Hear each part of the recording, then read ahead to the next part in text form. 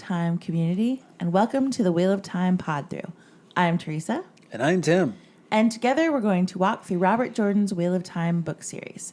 How you doing today, Tim? I'm doing great. It's kind of a rainy day in California, which is nice. I know it rains all over the country, but here in California, we still think it's kind of like an oddity when it does. So it's kind of cool. How are you doing? I'm doing well. All right, before we get started, we just want to remind you that this is a reread. We assume that you've read the entire series, so there will be spoilers. You have been warned. All right, Tim, what are we going to be doing in today's episode? Today, we'll be discussing chapters 2 and 3 of The Great Hunt, where Rand tries to avoid the visiting Aes Sedai and acts like a real jackass in the process. Yeah. Chapter 2 is called The Welcome, and the icon is the Flame of Tar-Valon. Here's a quick summary to act as a reminder for those of you who are not reading along with us.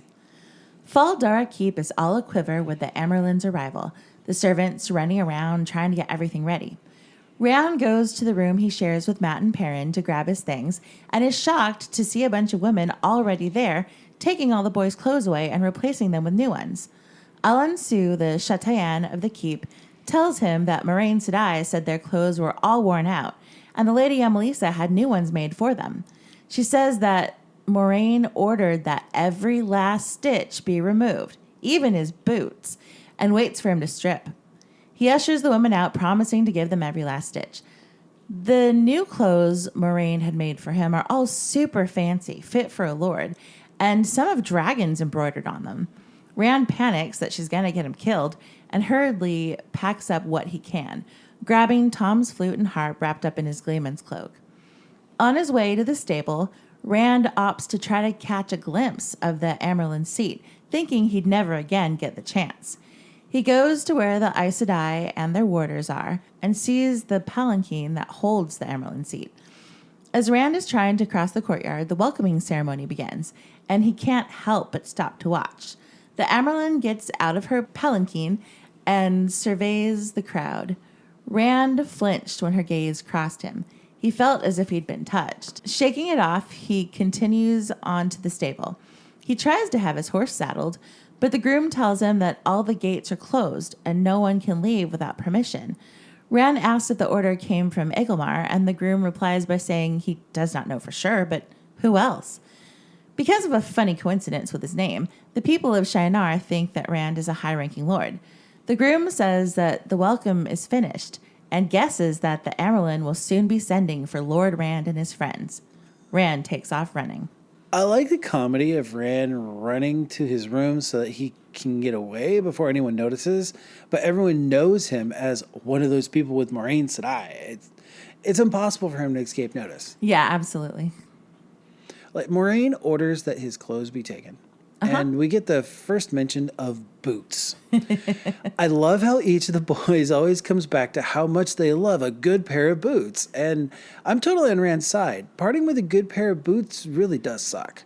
It does. And I don't think I really understood how boots work before we got you a good pair of leather boots. Yeah. Like when you were doing fair, as you would wear the boots, the leather would soften and sort of shape itself around your foot. Yeah. And I didn't know that happened because I had only, had like fashion boots, not necessarily like Real function leather, boots. Yeah. So it wasn't something that I was familiar with, but watching how the leather was manipulated by your body heat and by wearing them, now I understand the importance of these boots. Yeah, once you get a good pair of boots broken in, it's like there's very few things that fit like a good, well-worn pair of boots. Yeah. So we see Rand flustered by his Two Rivers modesty. And it's interesting how differently people feel about nudity. In Shinar, they have co-ed baths, and so seeing nude bodies is no big deal. But it really makes Rand uncomfortable. Yeah. And we'll see this again later with Egwene and the Ale sweat tents. So it's not just the boys. And I totally get that. Like some people grow up in families where being naked isn't a big deal. I did not grow up that way. We were not naked people at all. So I went to camp one year when I was probably like 14 or 15. It was a camp for high schoolers, so we weren't young children or anything. We had a shower in our cabin, and our chaperone must have been raised in one of those naked families because she went to take a shower and just like stripped down to nothing over by her bunk and walked to the shower naked.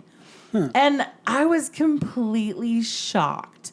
Like, I was over there clutching my pearls. Like, I could not believe that she got naked in front of anybody. Like it was nothing, you know? Like Okay. everyone was there and it was no big deal. And I mean, there was nothing weird or untoward, inappropriate. Yeah. Like, it wasn't anything like that. It was just awkward because suddenly there was a naked person. And I mean, now looking back as an adult, I'm like, yeah, sure, fine. Bodies are bodies. No big deal. But at the time, it was shocking. But like, not everybody had the same reaction. You know, some of the other girls were also wondering why all of a sudden there was nakedness. But, you know, others didn't seem to think twice about it. There's probably, I don't know, like 10 of us. And, you know, the reaction was varied. But we here in the U.S. tend to be a little more conservative. Just a little. In regards to nudity. Yeah. But, I mean, other countries are way, way more open about it. So it's interesting what we choose to get hung up on. It is. And we see that reflected in various cultures in real time. Like, Yeah, absolutely. So I don't want to dwell too much on this because I do find the women taking Rand's clothes really funny. It makes me laugh. But would it still be funny if this was Egwene or Nynaeve being teased by men for their blushes? It just got me thinking how gender-specific comedy can be. Yeah. Yeah, like we've seen this kind of embarrassment or modesty played out like in the Tuatha Yeah. camp with Perrin and the sexy dances to make him blush. And it was funny then too. But you're right, like if it was gender swapped and it was a woman in that position, would it still be funny or would it be uncomfortable? Yeah. And, you know, like we used to do Renaissance fairs and stuff like that. And it was always interesting because the group that you were in was all women doing various comedy. And there were all women troops doing things. And the kind of comedy that women's groups can get away with versus what men's groups can get away with is very, very different. What people will accept, even in an environment where it's supposed to be a body, naughty kind of stage, women are generally like, just the kind of comedy they can make is different than men. So I'm not trying to say that what's going on here is wrong. I'm just saying it sparked that question inside of me going like, wow, comedy really is gender centric. It can be, yeah, definitely. So Rand wigs out about the fancy clothes, especially the dragon embroidery. Yeah. He thinks to himself, quote, how many saw it? How many know what it is, what it means? Even one is too many. Burn me. She's trying to get me killed. Bloody Moraine won't even talk to me, but now she's giving me bloody fine new clothes to die in. So he has a point. Yeah, he totally does. I mean, obviously Moraine wants him to declare himself the dragon as soon as possible, but Rand is trying to go incognito, walking around with dragons on his clothes, like a dragon on his back, is the opposite of laying low. And it can get him killed. Yes, very quickly, especially now there's Aes Sedai there. Yeah, right? Rand has this moment where he pulls out Tom's cloak and his instruments. And this moment of reflection just drives home how much Tom meant to Rand. And it's really touching. Yeah. Like, so, okay, since we're talking about Tom, I need to confess something. Oh, okay. So, in my head, a Gleeman's cloak looks a little different than we see it depicted in fan art and on some of the book covers. Okay. So, like, I know this is not necessarily how it's described in the book, but I see the patches as actual bits of scrap of fabric that Gleemen collect along their travels. So, the longer that you've been at being a Gleeman, the more bits and bobs you've collected over the years that kind of darn your coat. Like, it's kind of like how punk jacket or leather vests have all those patches on them. But because it has... So the patches are flare? Basically, Or yeah. like collecting Hard Rock t-shirts. Yeah, exactly. It's just like that. Only they're hanging off the actual cloak. Mm-hmm. And because you have all these bits of fabric just kind of hanging off the cloak, Right. it's perfect for hiding things while you're doing sleight of hand or knives, if you're a knife thrower, like Tom. Well, how is it usually depicted? Well, it's usually depicted as this like coat of like many colors, and the patches are just kind of like almost like patchwork quilt-esque with just kind of little like maybe a little bit of fringe hanging off. I see it as more like akin to like a sniper's like Bush outfit that he thing. with all the straps, or maybe more like a Mistborn cloak where you have all the stuff just kind of flapping off of it. Well, I think I've seen costumes where the patches are only sewn on Like a on corner. like the top. Yeah. Yeah, or a corner so that they're flappy a little bit. And I have seen a couple of those, but I don't see that as like the common depiction of the Gleeman cloak. Mm-hmm. And I kind of like this idea that, here's my tear patch, or here's my like, my I survived Tarvalon, and all I got was a stupid scrap of fabric. Yeah, seriously. Like I just as a person who spent time doing Renaissance fairs, it's we call them fair finds, and every now and then you find something on the ground, a ribbon or maybe a bauble or something fell off someone's costume, and Right. you pick it up, and it kind of becomes part of your personality of your costume. It's Right. just stuff that you find, and I kind of see Gleeman's cloak being the same kind of way. Although now I'm just thinking of Flair from Office Space. You don't have 15 pieces of flair. You can't be a Gleeman. Exactly.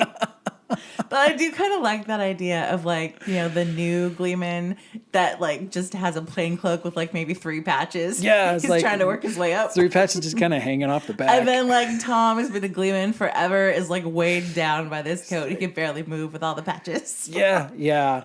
I like that. That's cool. So we get this quote where Rand thinks there can't be anything dangerous in just looking, and he's talking about the Armelin here, looking from a distance. I'll keep moving and be gone before she ever knows that I was there. It makes sense, what he's saying here. It really does.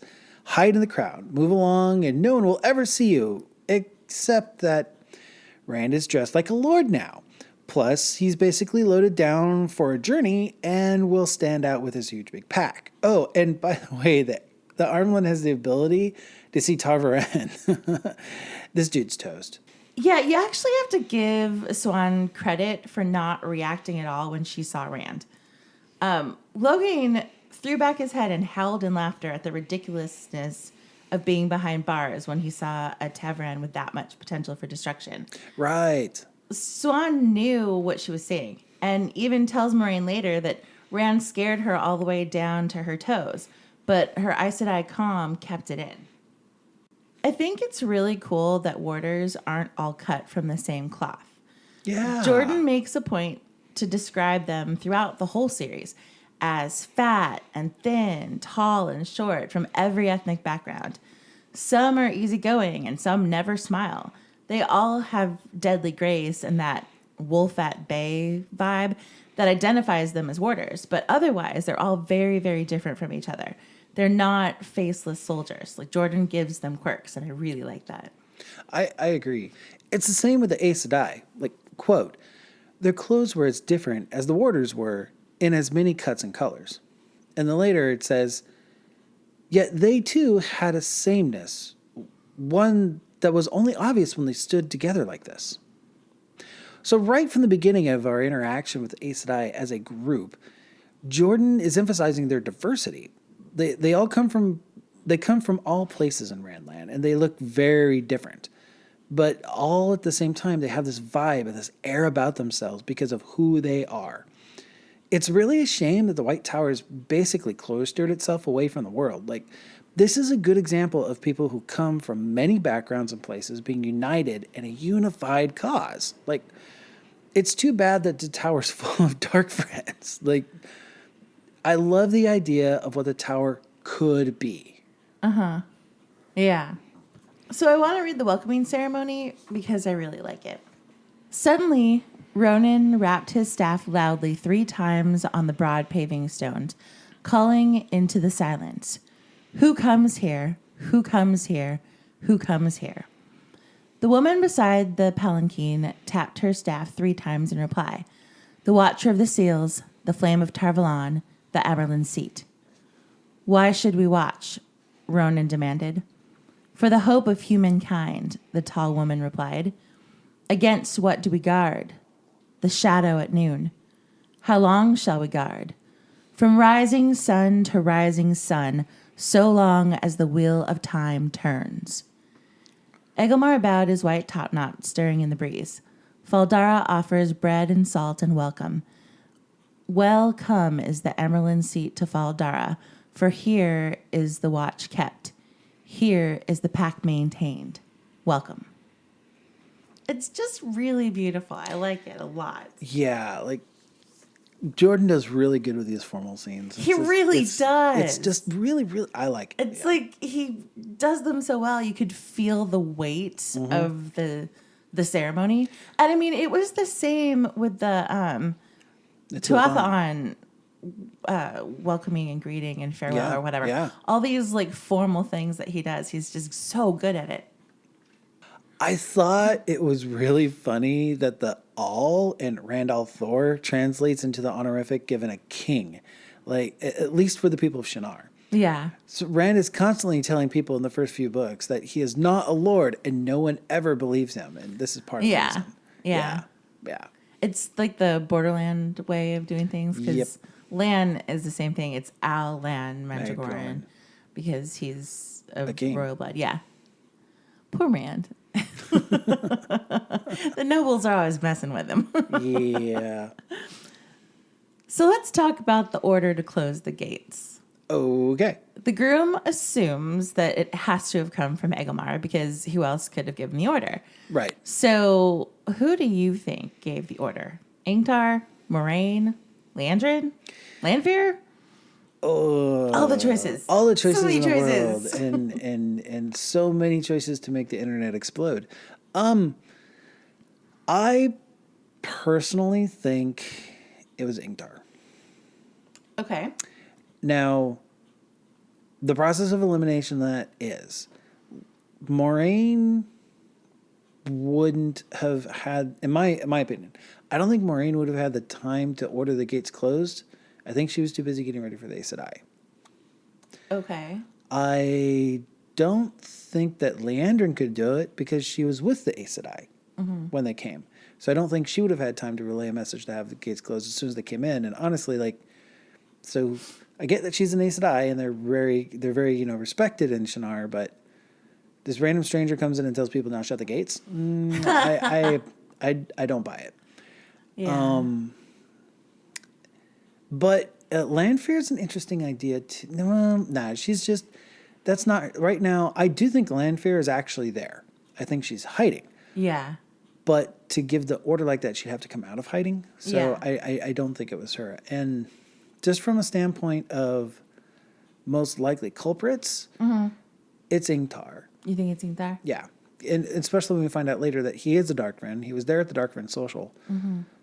He's coming back too, but he's well known among all the people there in Faldara. So I think if anyone was to say close the gates and people wouldn't question it, it would be Ingtar. So I agree with you about Leandrin. I don't think she would have time because she was traveling with the Aes Sedai party, and she wouldn't have had the opportunity to break away before the welcome. Okay. Like, I don't think any of those Aes Sedai broke away from the party until after the welcome. Right. And then I agree. I do think Lanfear is there. She's why everyone keeps feeling like they're being watched. Yes. But I don't think she would have, like, come out to do anything yet. Even though we know that she can use, like, the Mask of Mirrors or that weave that, like, lets her look however she wants to. Right. I don't think that she'd really take that step yet, because right now she's observing Rand, trying to figure out what he's doing. She's not trying to do too much. She's being the stalker actively. ex-girlfriend. Yeah. Yeah. So really, for me, it's between Ingtar and Moraine. The timing issue is what gives me pause about Ingtar, because I think Ingtar is the most likely candidate. Okay. But because he rides in at the same time as the Parade of Aes Sedai, the question is, does he have enough time to ride in ahead of them, like when Lan sees him riding in? to ride in, get to a stable or get to one of the gates to like say that, this is the order, or pass the order along to Uno or whoever gives the order, before Rand gets there. Stable. I mean, Rand did get waylaid, like he freaks out on the tower for a minute, and then he has to deal with his clothes being taken, and that takes some time. Mm-hmm.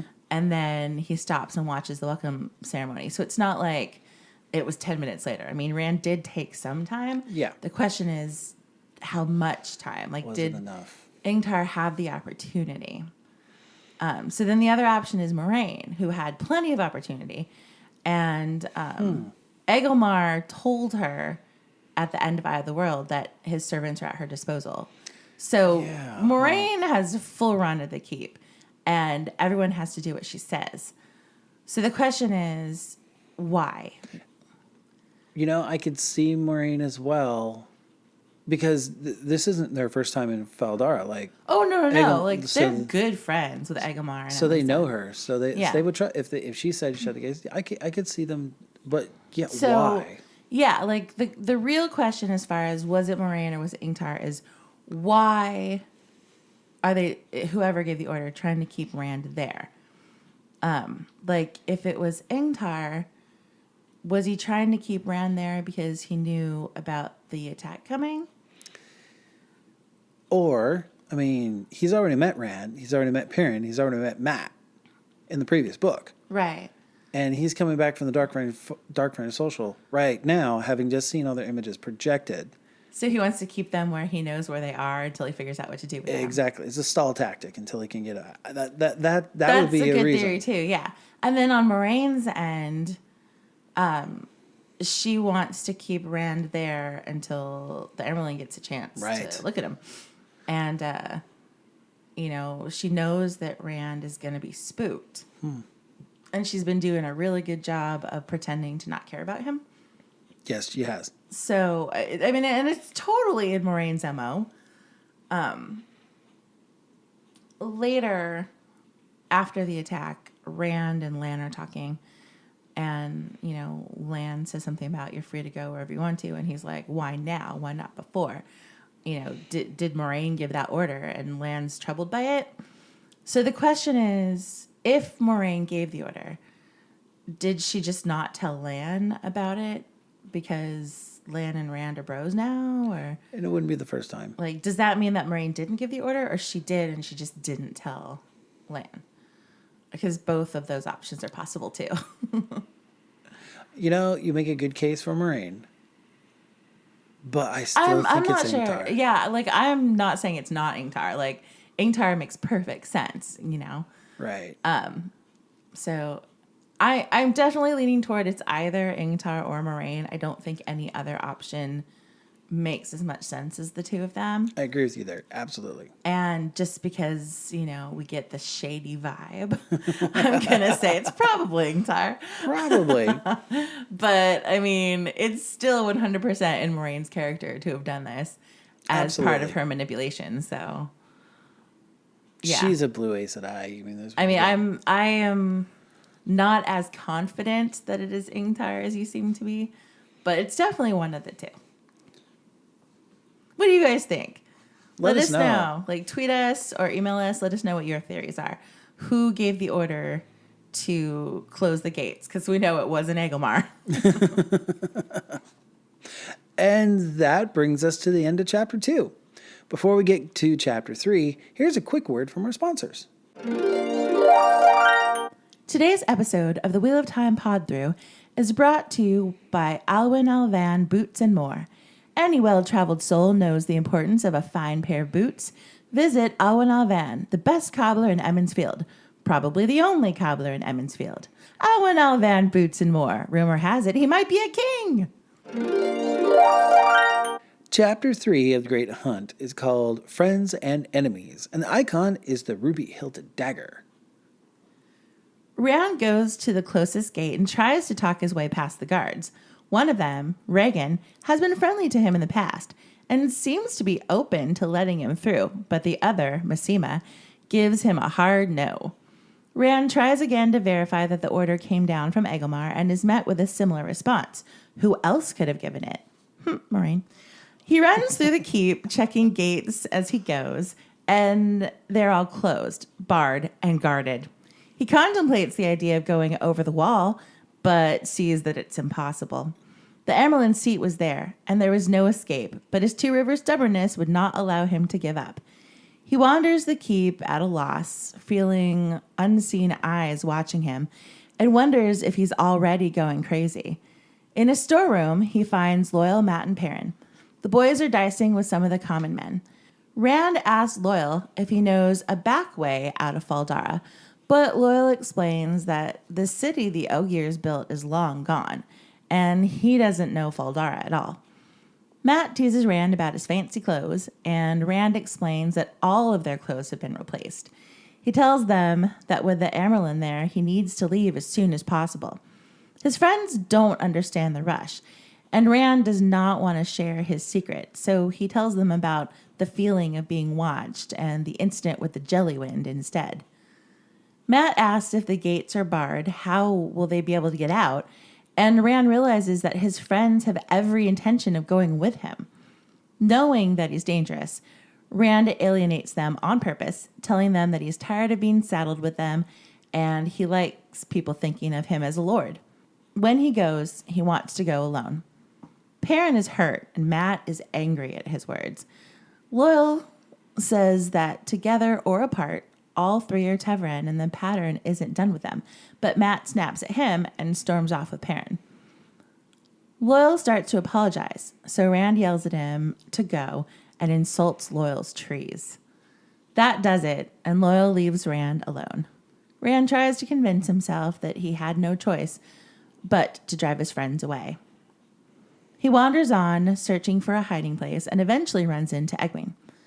She's already spoken to Matt, Perrin, and Loyal, and she tells Rand that he's a fool. He lashes out at her and tries to walk away, but she tackles him to the ground and sits on him. Like you do. He threatens her with a power if she doesn't get off him, and she threatens to set his breeches on fire with her knowledge of the power.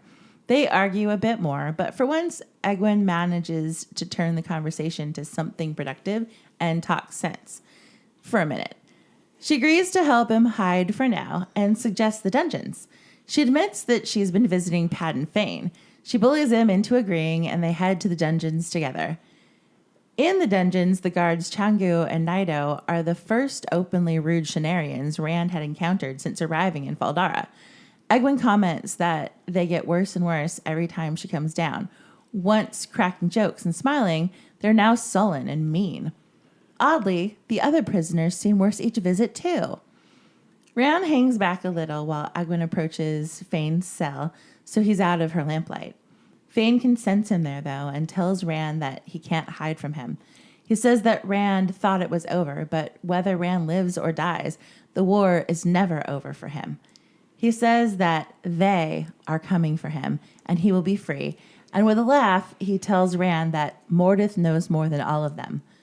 Realizing that this was a terrible idea, Egwene decides to hide Rand in the women's compartments instead. The running gag about the Two Rivers bow is kind of funny. Rand is 6'6"? And the bow is taller than he is. Yeah, it's pretty crazy. It's basically the size of a small sapling.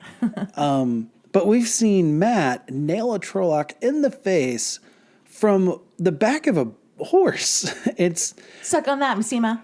So it's all fun and games until the Two Rivers army shows up and starts fighting in later books and kicking ass with these bows. Yeah, totally.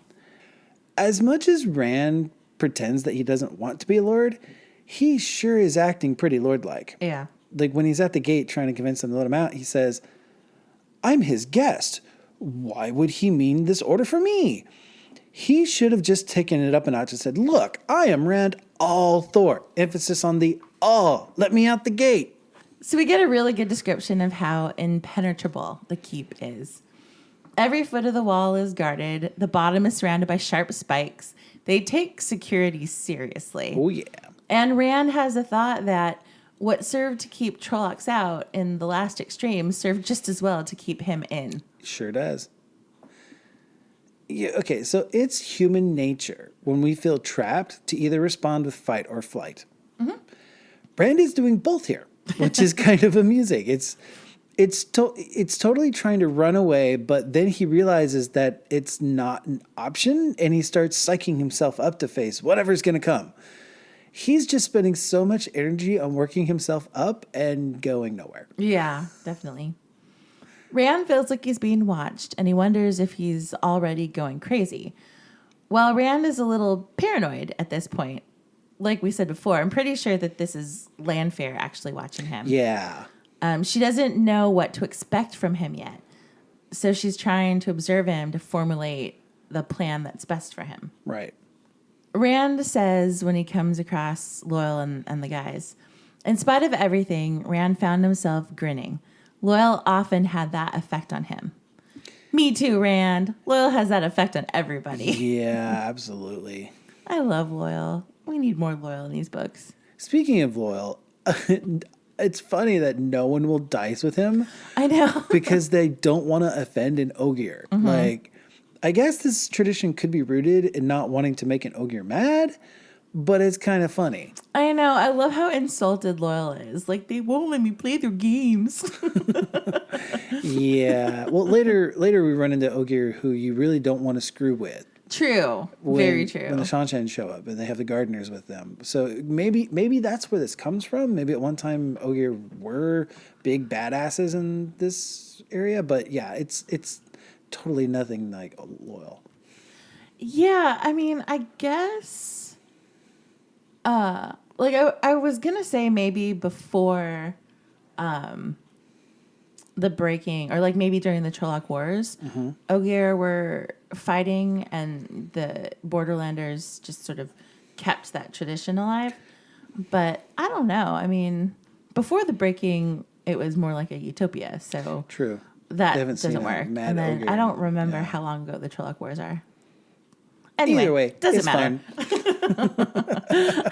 fine. As we fall down a rabbit hole.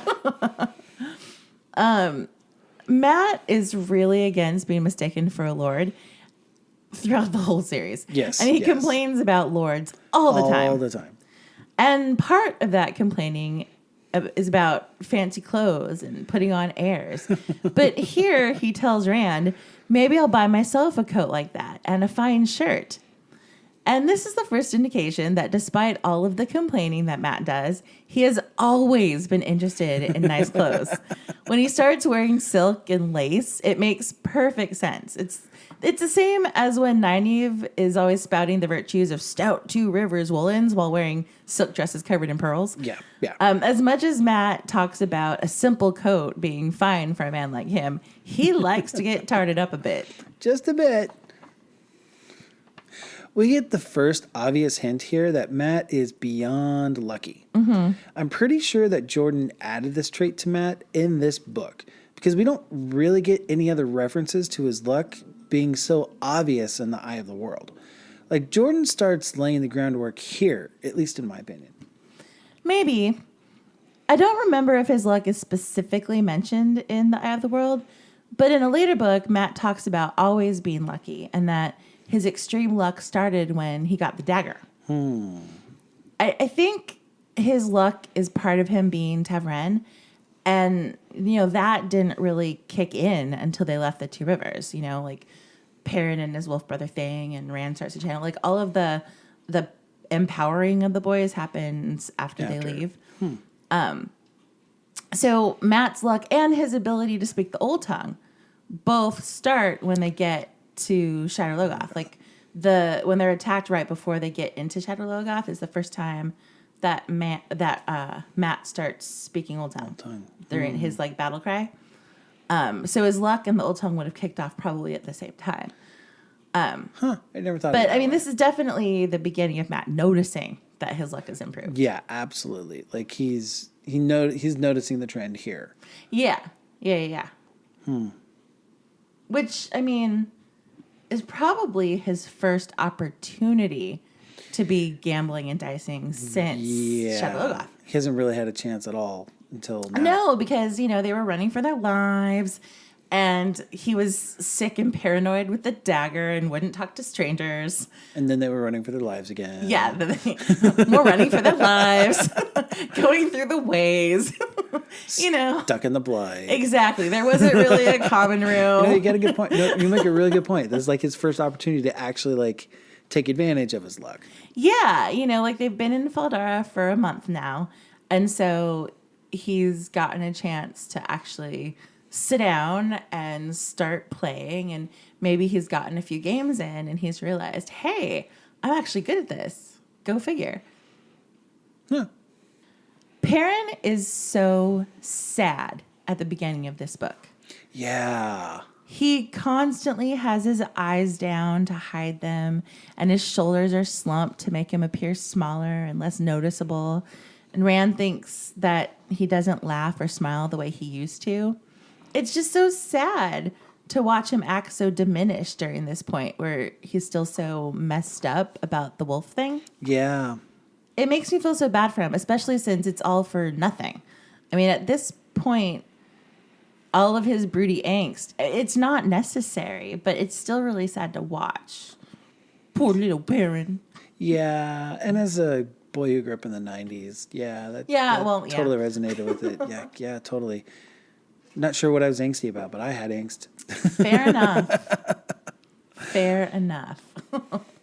So we get this bit with Matt where he says, but if the gates are barred, how do we get out? Matt Cowthon, he is a problem solver. Notice how he says, we here? Matt is down for a breakout and up for some fun. Rand wants out. Matt's on his side. Let's figure this out. Yeah. It's an adventure. It is.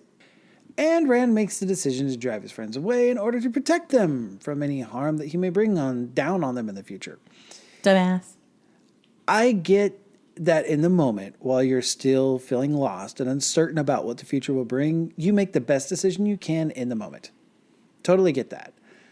But I think Jordan does a good job of both making us see Rand's side of this decision and pointing out how foolhardy he is. It's never a good decision to cut ties with people you know and love just because you're afraid you will hurt them. Yeah, it's dumb. It's just dumb. Come on, Rand. Figure it out, man. Come on, just figure it out. Rand insults Loyal's trees. Oh, yeah. And, I mean, that's a cardinal sin in Loyal's book. It says, quote, Loyal's eyes, as big as cups, looked surprised and hurt at first, but slowly they tightened into what almost might be anger. Rand did not think it could be. Some of the old stories claimed Ogier were fierce, though they never said how exactly, but Rand had never met anyone as gentle as Loyal. Rand is a fool. Yes. Yes. Loyal could tear his head off if he wanted to. You do not mess with an Ogier's trees. You just don't. Yeah. This is not the first, and it will definitely not be the last of horrible decisions Rand makes. True. This is also not the last time someone's going to look at Loyal and go, I bet Loyal is so gentle. Ogier, these stories of Ogier can't be true. And then realize, oh, crap, Ogier are badass. Never get on the wrong side of Loyal. Don't make the Ogier angry. Yeah. I also love that the Shenarians are just staring at Rand in shock. Right? Not only are they a very polite society, so they never would be that rude in public, but they would never dream of insulting an Ogier. They can't believe what he just did. Yeah, Rand just totally lost whatever points he had with any of the Shenarians in the group. They're just no, you didn't. Are you kidding me, man? Fool, this is not what you do. Yeah. They are in such shock. Rand, nope. Nope. And then Egwene is being Egwene, always the bully. Yeah. Now, props for her not taking Rand's crap, because no one should take that from someone who claims to be their friend. But tackling him to the ground and sitting on him, that's extreme. And her you better listen to me or I can set your pants on fire thing it almost goes off well until she makes herself squeak because the torch on the wall flares up. Yeah. It's just also childish. Like, Yeah. these people are supposed to be 18 or 20 years old. Yeah, like, yeah. Moving on. So, brainiac that she is, Aggie's been visiting Fane in his cell, Oy. which is one of the dumbest decisions that she's ever made. Right? It's so stupid. Like, Oh, there's this really dangerous man. I'm going to go spend lots of time with him. but I do kind of get why she's doing it. Okay. So here's what she says. Rand, he's brought his wagon into the Two Rivers every spring since before I was born. He knows all the people I know, all the places. It's strange, but the longer he's been locked up, the easier in himself he's become. It's almost as if he's breaking free of the Dark One. He laughs again and tells funny stories about Emmons Field folk and sometimes about places I've never heard of before. Sometimes he's almost like his old self. I just like to talk to somebody about home. She Yeah. misses home. And the others haven't been available lately, but I think it's more than that. I think that she has a hard time thinking of someone who she's known her whole life as a murdering dark friend, you know? Yeah, And I can see that. even if she can accept that he's done terrible things, she was taught that no one can stand in the shadow for so long that they can't come back from it. She wants to believe that he can be rehabilitated because the alternative that someone she knows is truly that violent and dangerous is too much for her to accept. You know, it's the same thing when serial killers are caught and their friends or families won't believe in their guilt. Yeah. You know, this person that they have known their whole lives can't possibly be that bad. How could they not have known? Right. You know, like they just can't accept that they were that close to a monster. And I think there's a lot of that going on here with Egwene, which is why she misses such obvious signs that Fane is a disease corrupting everyone around him, you know? Yeah. On that note, so the guards have already been corrupted by Fane's presence. I mean, that's why they're so unexpectedly rude and off-putting. Yeah, the guards and the prisoners. Yeah. Like everyone down there. And this kind of sets the tone for the really creepy encounter we'll have with Fane. Like, Egwene explains that all the prisoners in the dungeons are also getting worse. And I'm kind of surprised that Moraine has not been down here and seen the effect that Fane is having on people. I'm pretty certain that if she did, she would have taken measures. Like quarantine him? Like quarantined him or maybe use some kind of ward to, like, you know, isolate him from something. I don't know. But I just get the sense that if Moraine had actually come down and visited Fane at least a couple times, like Egwene was, Right. he may not have infected like the guards. and everybody, True. Yeah, because she's having Fane brought to her for Right. questioning. instead of her going to him. Right. Yeah. I'm trying to think if there's any way she could have known that Fane would be infectious.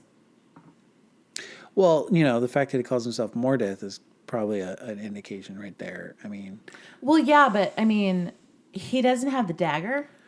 right. So maybe she thinks that without the dagger, he's contained. Maybe. Okay, I can buy that. Like, I don't know. I mean, I'm trying to figure out if she would have had any indication that this was a possibility. I don't know. Like something inside me says that she should have been having some kind of contact with Egwene and Nynaeve. Like they like Right? I forgot about that part. so Egwene would have certainly brought it up at some point. Well, no, Egwene isn't going to bring it up because she doesn't want Moraine to tell her to stop. Right. That's exactly 'Cause something Egwene would do. Egwene's secretive and a little bit of a liar, so Yeah. she's not going You're to right. bring that up. You're right. But I just mean, like, Moraine knew about the history of Shadowlugast. She knew who Mordeth was, and she knew, like, what happened. Yep. So I'm wondering if she should have known this was a possibility. But she's a blue, she's not a brown. So even though Yeah. she's well informed, it's not like she's studied it in great detail. True. You know, like, And she's got a lot on her mind. yeah. I mean, she's Okay. got plans and schemes to deal with right now. Okay, I'll back down from this, but But you're right. It's possible Moraine should have known, but, shoulda, coulda, woulda. Yeah, hindsight. This visit with Fane reminded me of video footage I've seen of Charles Manson. Right? Like the smiling and the talking in riddles and being able to see how utterly batshit crazy he was just by looking at him. Yeah. Fane gave me super creepy Manson vibes. Exactly. Right with you. Yeah. Yeah. Also, it's kind of interesting that Rand didn't recognize Mordeth's name. Like, I know that a lot has happened since Shadow Logoth, but I mean, that was a pretty traumatic event. Yeah. So you would think that Rand would have remembered Mordeth. I caught that this time too. Like, Rand's not dumb. No. He should have remembered this. Yeah. Or maybe he's just too freaked. Maybe he's just too freaked out. He had several life-threatening things happen to him since then. And he found out that he could channel. He battled who he thought was the Dark One. Like, I'm not saying that Rand hasn't had bigger fish to fry. He still thinks he's killed the Dark One. Right? But at the same time, I mean, that was a traumatic situation. So you would think that it would replay in his mind as he was running for his life on the Camelin Road. Yeah. And the name Mordeth would have stuck in there somewhere. And it's not like we had that recap scene in the Queen's blessing where we explained everything. Right. Yeah. So he's had it brought up since. Yeah, it's just weird that it didn't tickle something in his brain to be like, oh, Mordeth, that's not good. Yeah. Anyway. We know that Fane is actually staring through the ceiling at the dagger. Mm-hmm. Which is sealed away in Moraine's room in the women's apartment. However, if you don't know that he's connected to this dagger, it kind of comes off as this creepy stalker ability he may have. Like he's tracking Moraine's movements because she put him in here. But he's really just staring at the dagger. Right. So it's obvious that Rand can't stay in the dungeon. And Egwene has the brilliant idea of hiding him in the women's apartments because men aren't supposed to be in there for the most part. Right. And I can't decide if this is a dumb idea or a brilliant idea. Like, maybe it's a little of both. I totally agree with Rand that she's crazy, but that doesn't mean that she doesn't have a point. Well, and I think that's going to kind of define a lot of Egwene's decisions moving forward. Right. Like, I don't know if it was dumb or if it was brilliant. She breaks convention. She thinks outside the box. And that's one of the things we love about her. But at the same time, she does it with very little regard for anything other than her need. Yeah. And another great cliffhanger. Mordeth / Fane laughing, "It's never over, Althor. Never." It's almost over the top. It's almost. Well, it's just short of being cliche, maybe. But depends on the reading. Yeah, I did a bad job there. Sorry, but it's just Rue, I say. But this chapter definitely makes me want to keep reading because it was obvious that some crap was about to go down in this book. Definitely. Yeah. And I appreciate that the plot got moving much sooner than in The Eye of the World.